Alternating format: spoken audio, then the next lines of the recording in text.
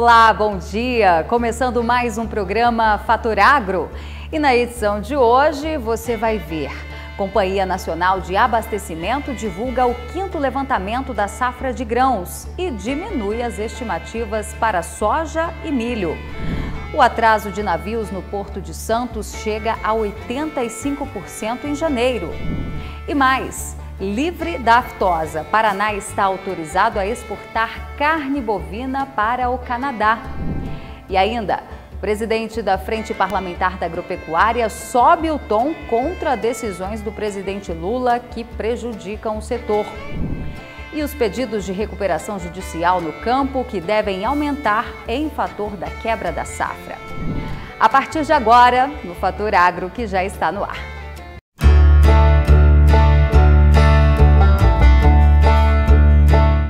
E a gente já abre essa edição trazendo o levantamento da Companhia Nacional de Abastecimento, a Conab, que divulgou a 5ª estimativa da safra de grãos 2023-2024 e reduziu as expectativas quanto à produção de grãos no Brasil.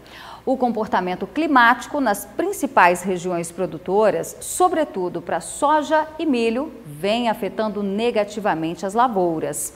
Os detalhes com o repórter Alan Pitts. A 5ª estimativa para a safra 2023-2024 indica um volume de produção de 299,8 milhões de toneladas.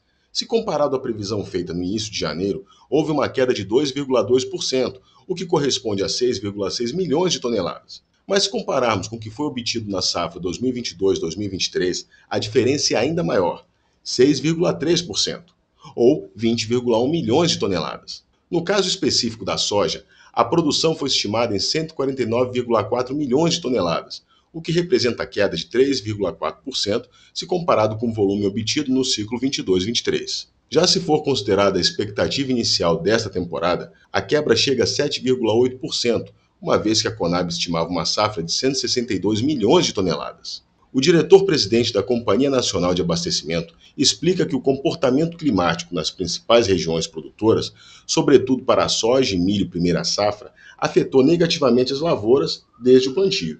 Estimávamos no mês passado 155,3 milhões de toneladas e agora estamos apontando 149,4 milhões, portanto demonstra uma quebra na expectativa e um ajuste na previsão. Diz respeito também ao atraso do início das chuvas nas regiões centro-oeste, sudeste e na região do Mato Piba, seguido também por chuvas irregulares e mal distribuídas, acompanhadas por altas temperaturas, produzindo, portanto, uma quebra na produção de soja. Ainda assim, esses dados mantêm a posição do Brasil como maior produtor de soja do mundo desde 2019 e 2020. Outro importante produto que tem estimativa de menor produção é o milho. A queda na safra total do cereal deve chegar a 18,2 milhões de toneladas, resultando em um volume de 113,7 milhões de toneladas. Também é esperado uma queda na produção de feijão, influenciada pelo clima adverso.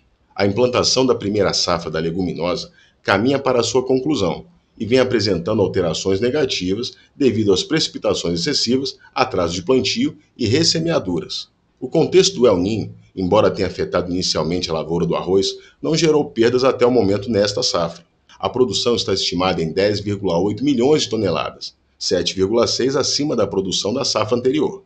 As primeiras estimativas para as culturas de inverno apontam para uma recuperação na safra de trigo, estimada em 10,2 milhões de toneladas. O plantio do cereal tem início a partir de fevereiro no centro-oeste e ganhará força em meados de abril em outros estados.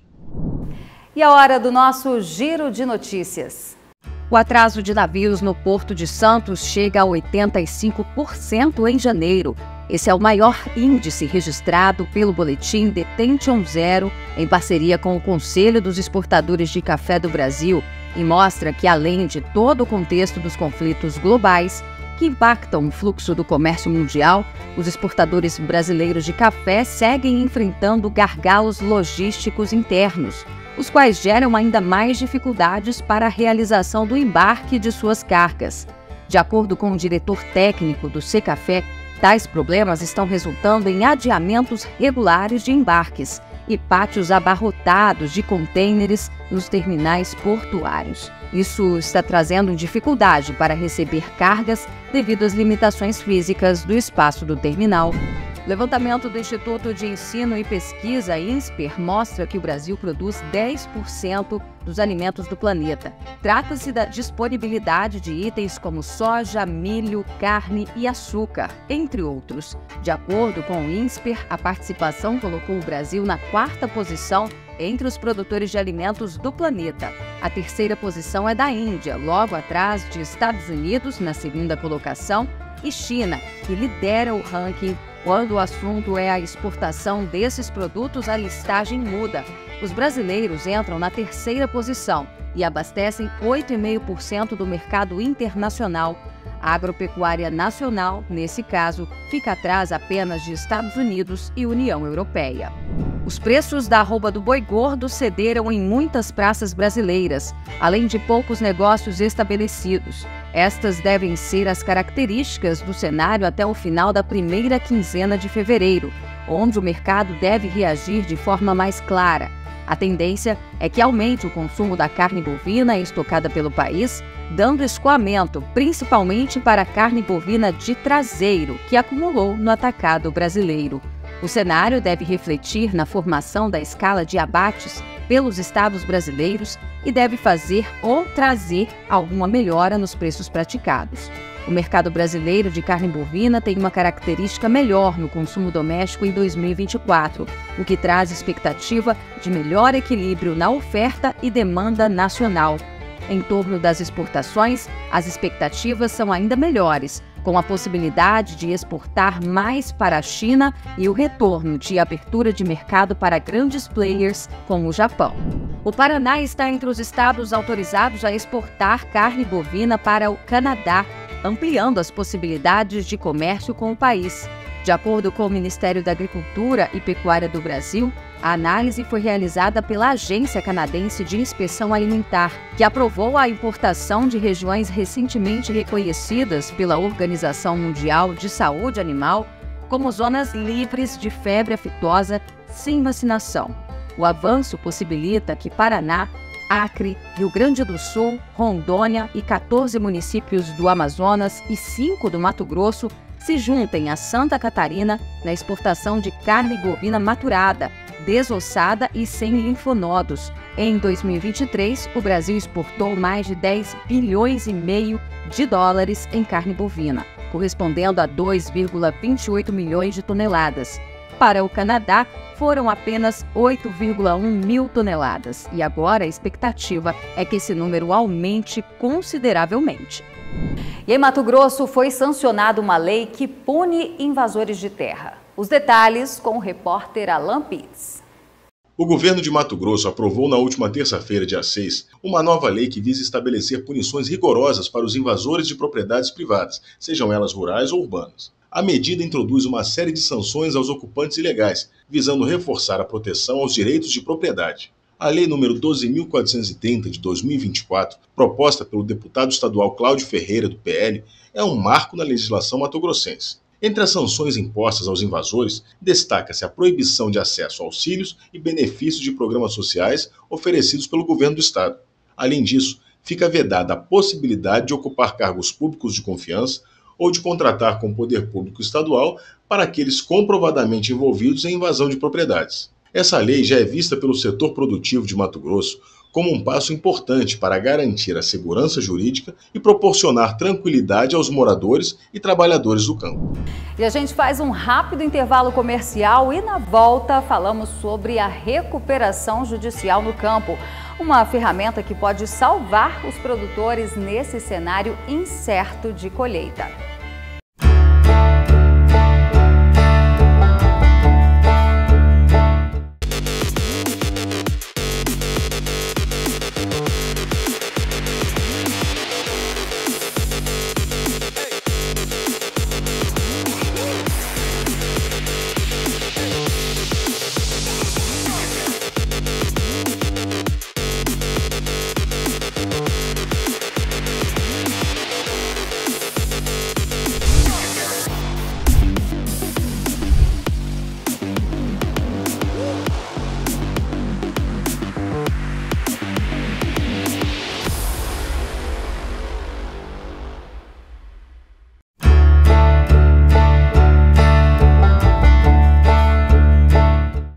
nesta semana ocorreu a primeira reunião da Frente Parlamentar da Agropecuária.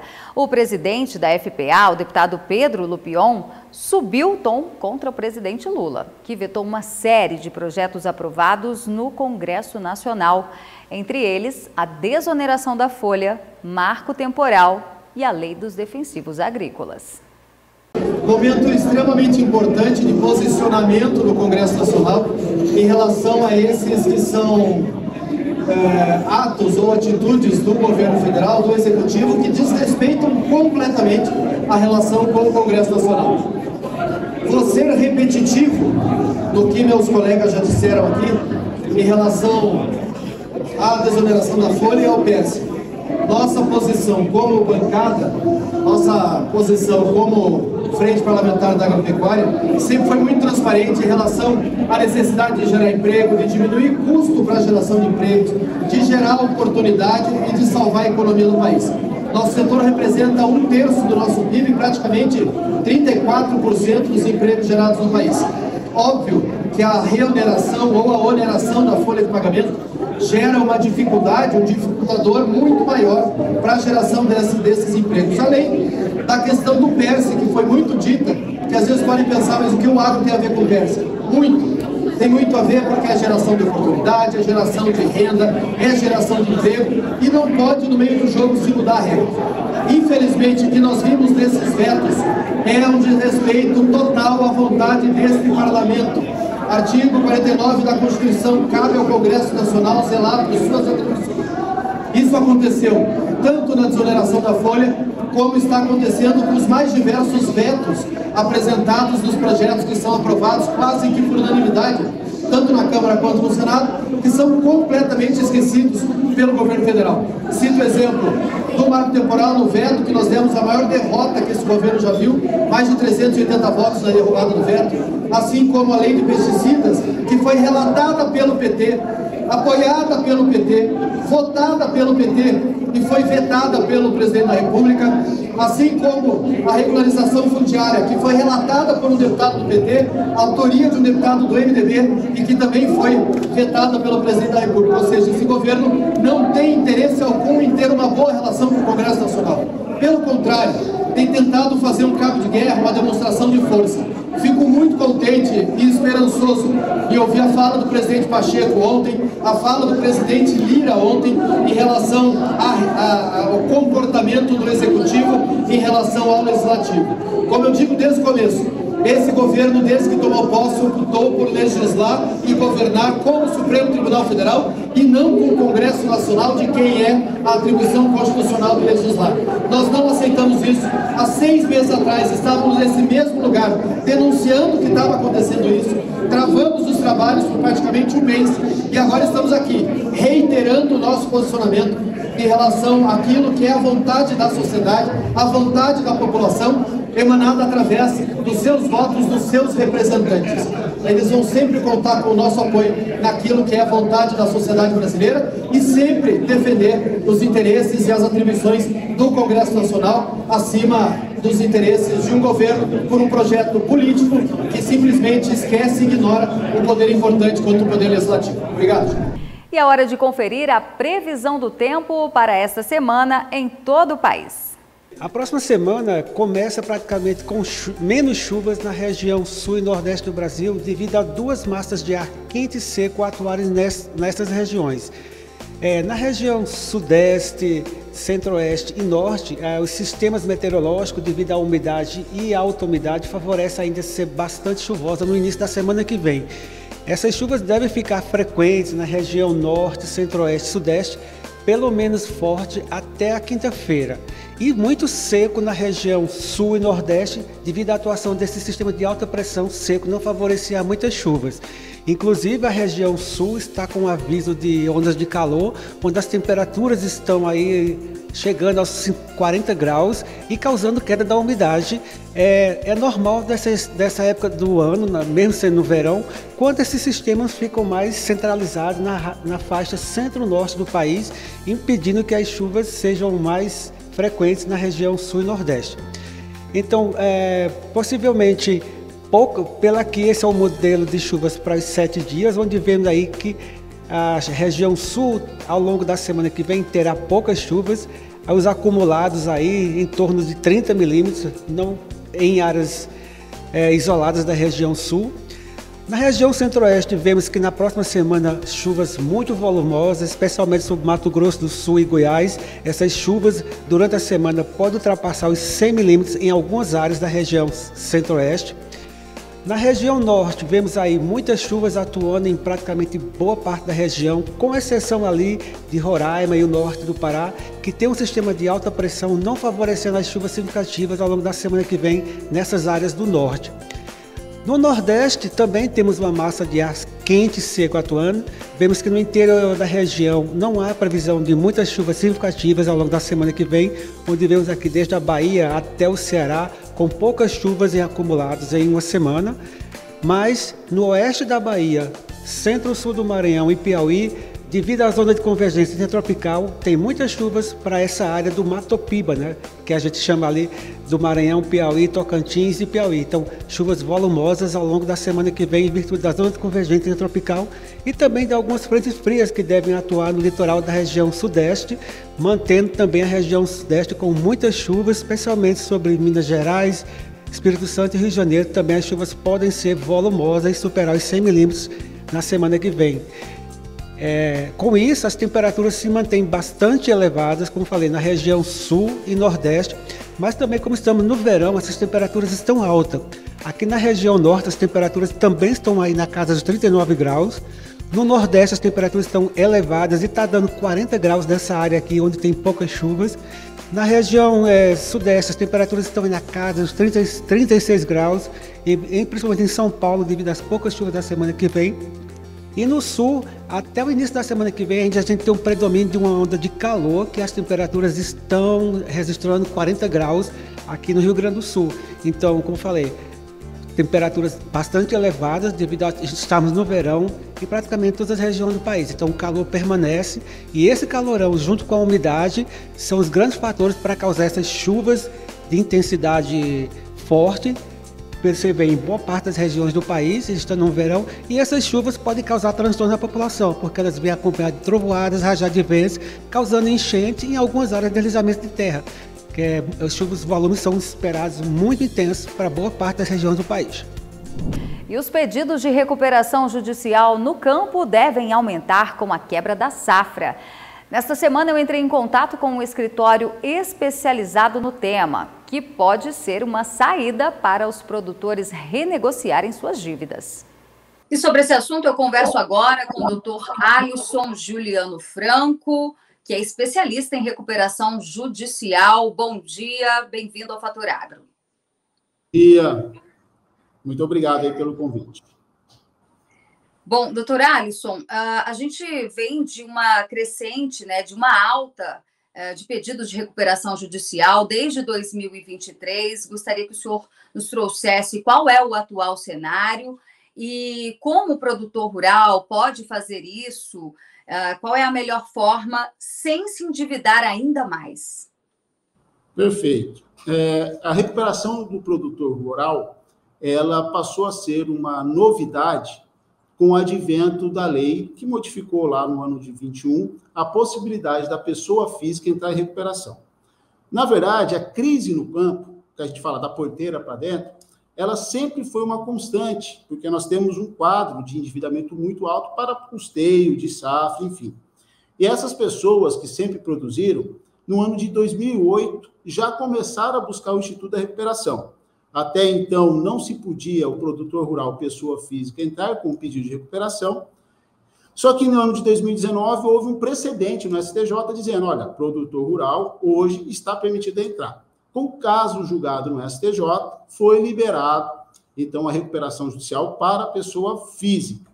E esse cenário, no ano de 2023, ele foi um pouco mais potencializado em virtude do fenômeno El Niño, que ocorreu aí, uma severa seca dentro do campo que prejudicou a safra, que estamos aí calculando de perdas entre 20% e 30%. E esses pedidos de recuperação judicial, eles aumentaram em 23 para 24 em 300%. Primeiro, o custo ficou muito elevado. Aí veio o fenômeno É o ninho prejudicando a produtividade.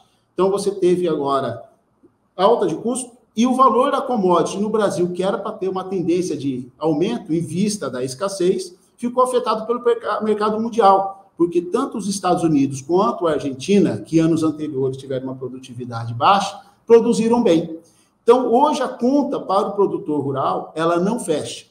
Para você ter uma ideia, hoje nós temos um cenário de necessidade de custeio de safra no campo, algo em torno de 45 a 49 sacas, dependendo da região. E a média de produtividade nos primeiros talhões que estão sendo colhidas está dando 27,5 a 30 sacas por hectare. A conta já não vai fechar. Então, o que hoje o produtor tem que observar? Os compromissos financeiros que eu tenho para o custeio dessa safra serão cobertos ao final dela, quando eu começar a colher? Pelos números que estão sendo apresentados, inclusive pelos órgãos oficiais, como a Conab, isso não vai ser possível. Então, ele tem que fazer um ajuste financeiro, é dizer, para o mercado que ele não terá condições de entregar o que está contratado e fazer um reajuste dessa dívida. Essas dívidas estão representadas, nós chamamos de CPRs, tem atos junto com cooperativas, fundos de investimento. Inclusive, agora, eu acabei de saber que uma grande empresa lá do setor de Goiás, da região noroeste de Goiás, entrou com um pedido de recuperação de 600 milhões de reais. E dentre alguns créditos estão os fundos de investimento. Ou seja, há uma cadeia de endividamento do setor que está fazendo com que essa pessoa, seja física ou jurídica do campo, busque a recuperação judicial. A recuperação judicial é um instituto para poder colocar todo mundo em equilíbrio. Negociar crédito, negociar prazo, negociar novas formas de governança. E a lei que autorizou o produtor rural, ela também permite hoje que outras instituições, vendo aquela empresa ou empresário em dificuldade financeira, aporte recursos financeiros, chamado DIP. Então, hoje, você tem uma estrutura profissional dentro da recuperação judicial que permite ajustar esse débito, trazendo, inclusive, dinheiro novo.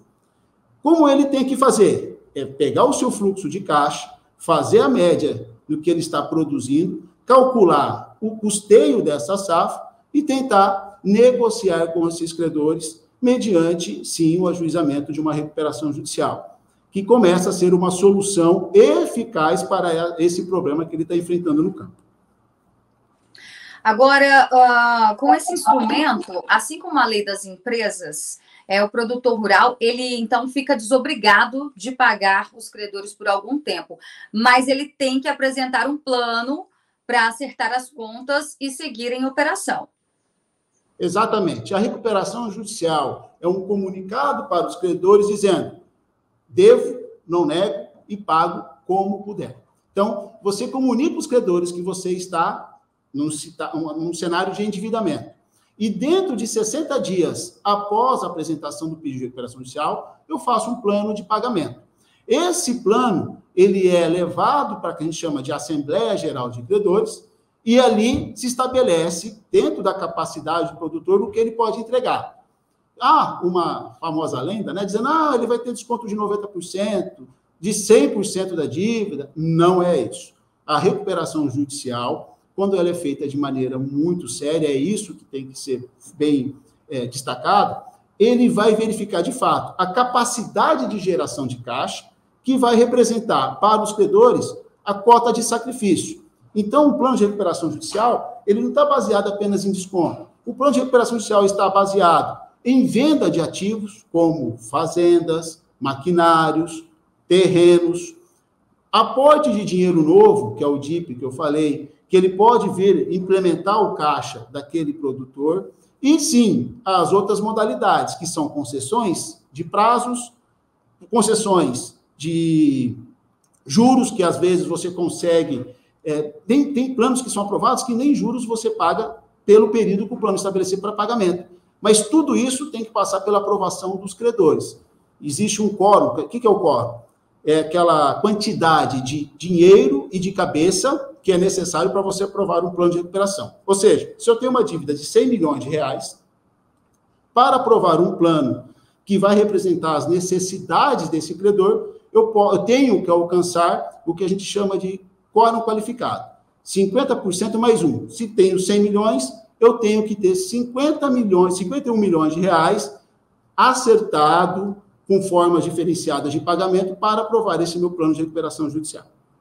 Existe uma exigência. Perfeito. E mesmo após, né, ser determinada, autorizada uma recuperação judicial, o produtor ainda corre o risco de ser expropriado de alguma forma, bens e até mesmo algum tipo de ferramenta que seja essencial para o seu trabalho? Recuperação judicial. A lei estabelece a proteção, que eu chamo de stay period, que é, durante 6 meses, ninguém pode levar nada, ninguém pode levar grãos, ninguém pode levar maquinário, ninguém pode levar sede. Por que se faz isso? É uma forma de você chamar o credor para negociar aquele crédito. Porque ao permitir que você possa dizer, olha, o credor pode arrestar, essa linguagem usa muito no campo, né? Vai fazer um arresto de soja, arresto de maquinário. Você tira daquele produtor ou de uma empresa a possibilidade de ele compor a geração do trabalho dele, geração de caixa. Então, se eu tiro o maquinário, como que eu vou colher?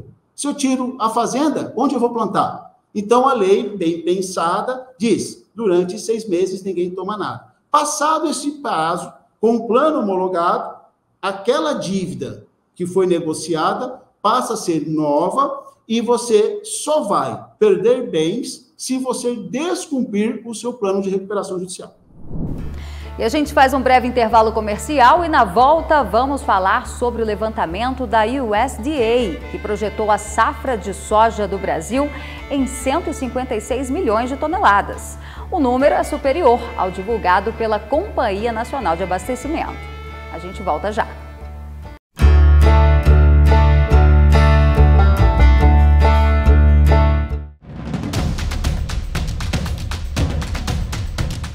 O Fator Político BR é um canal comprometido com a verdade, com uma equipe de profissionais experientes, trazendo a informação com responsabilidade. O objetivo do Fator Político BR é estar sempre à frente, em busca da notícia, abrindo espaço para o debate honesto e necessário nos dias de hoje. Atualizamos nossos espectadores com conteúdos diários e programas ao vivo, sempre com a participação de autoridades e grandes comentaristas. Segunda-feira é dia de fazer um raio-x completo da política. Às terças, quartas e quintas você fica bem informado com o Hora Notícia. Na sexta temos uma programação especial, sempre com novidades. No sábado você fica por dentro de tudo o que aconteceu na semana no Fator Revista. E é dia também de fazer conexão com nossos correspondentes internacionais.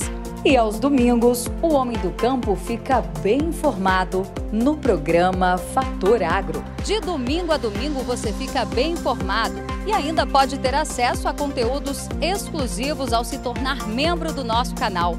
Assim você investe no jornalismo independente e atua junto conosco em prol da verdade.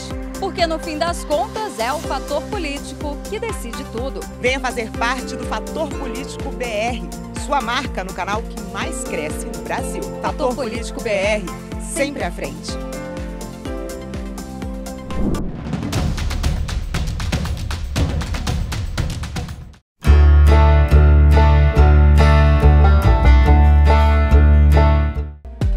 Com o avanço das tecnologias essenciais para a atividade no campo, produtores e empresas que atuam no agronegócio têm usado sistemas que envolvem a agricultura de precisão, viabilizando a produtividade e a sustentabilidade das operações agrícolas. Em 2020 foi lançado a série 250 de colheitadeiras, certo? A 7250, 8250 e a 9250, que hoje é o carro-chefe da região. São máquinas que entregam alto rendimento com muita tecnologia, certo? Sistema de automação, georreferenciamento, telemetria. Inclusive aqui no evento aqui, os produtores vão poder acompanhar ao vivo uma máquina colhendo a 5 km daqui, certo? Com todas as informações da máquina passando no telão.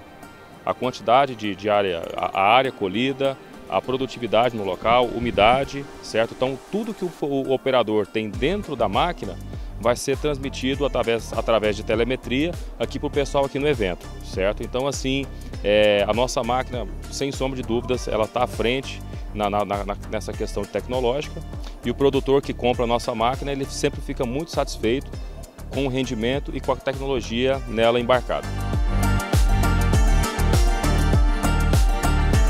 Dados do Ministério da Agricultura e Pecuária mostram que mais de 60% do crescimento agrícola brasileiro nos últimos anos se deve à adoção de tecnologia.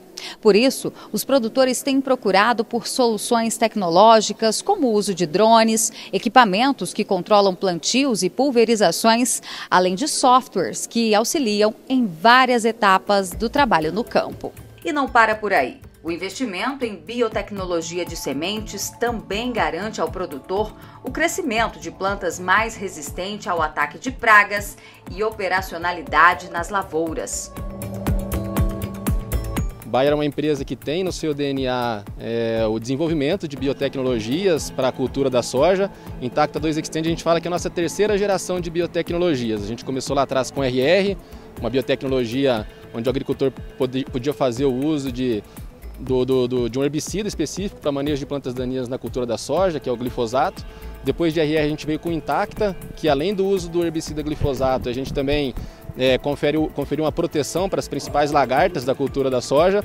E agora a terceira geração com Intacta 2 Extend, onde a gente, além de conferir os benefícios que a biotecnologia Intacta já entrega para o produtor rural, a gente aumenta a proteção de lagartas e entrega o controle e a proteção para mais um herbicida, que é o herbicida de câmbio. Então aumentando também as possibilidades de controle de plantas daninhas dentro da cultura da soja. E o nosso objetivo principal com tudo isso é trazer benefícios para o agricultor, todos esses benefícios da biotecnologia atrelado aos nossos parceiros de genética, com as variedades de semente, para aumentar as produtividades de soja na lavoura brasileira, e é o que a gente tem visto nos últimos anos com o desenvolvimento de novas biotecnologias também.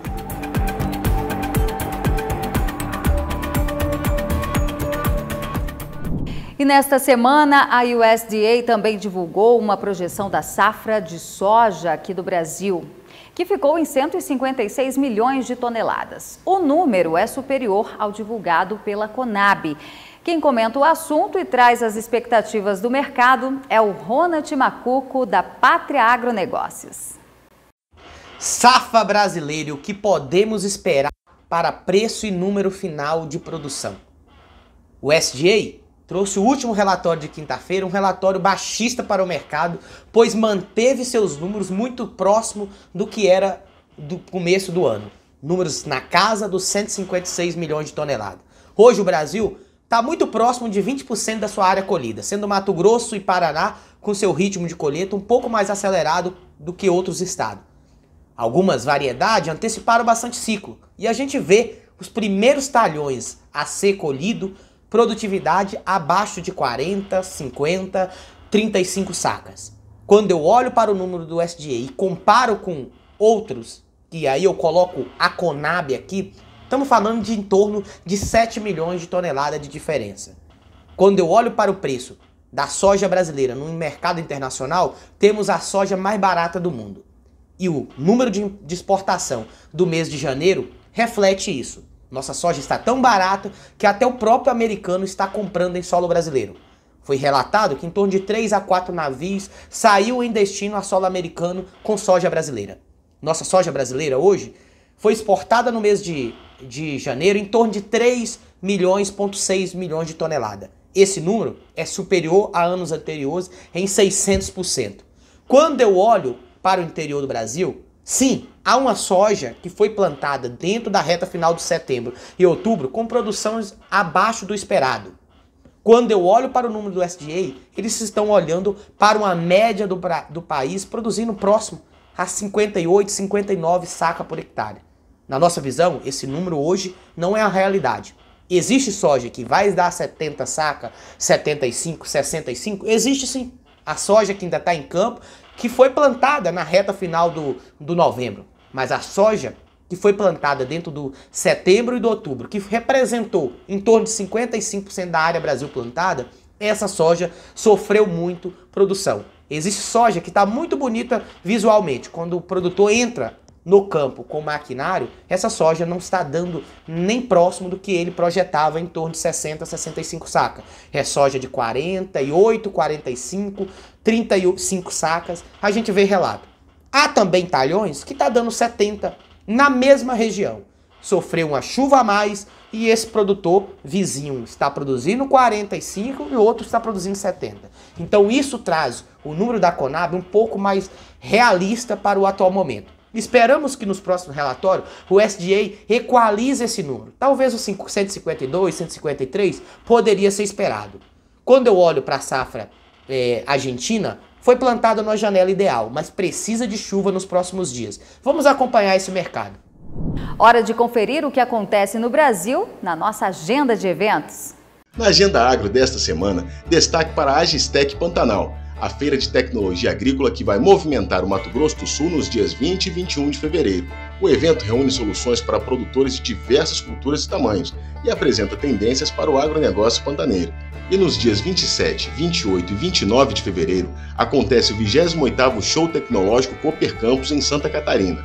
O evento traz especialistas, que farão palestras com temas importantes para o homem do campo, como o manejo de ervas daninhas, previsões climáticas para a safra 2024-2025, panorama do mercado global na produção de suínos, entre outros. E o programa Fator Agro vai ficando por aqui, mas na semana que vem estamos de volta. E não se esqueça de curtir e compartilhar nas suas redes sociais. Uma ótima semana para você!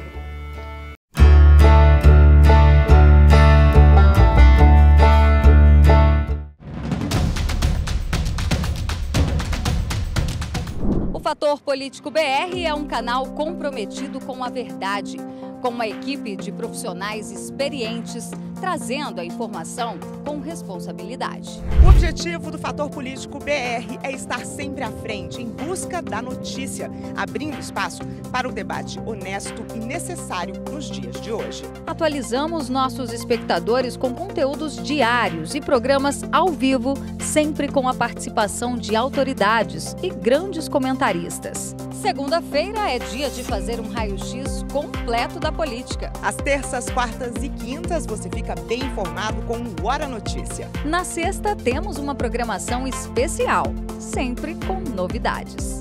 No sábado você fica por dentro de tudo o que aconteceu na semana no Fator Revista. E é dia também de fazer conexão com nossos correspondentes internacionais. E aos domingos, o homem do campo fica bem informado no programa Fator Agro. De domingo a domingo você fica bem informado e ainda pode ter acesso a conteúdos exclusivos ao se tornar membro do nosso canal. Assim você investe no jornalismo independente e atua junto conosco em prol da verdade. Porque no fim das contas é o Fator Político que decide tudo. Venha fazer parte do Fator Político BR, sua marca no canal que mais cresce no Brasil. Fator Político BR, sempre à frente.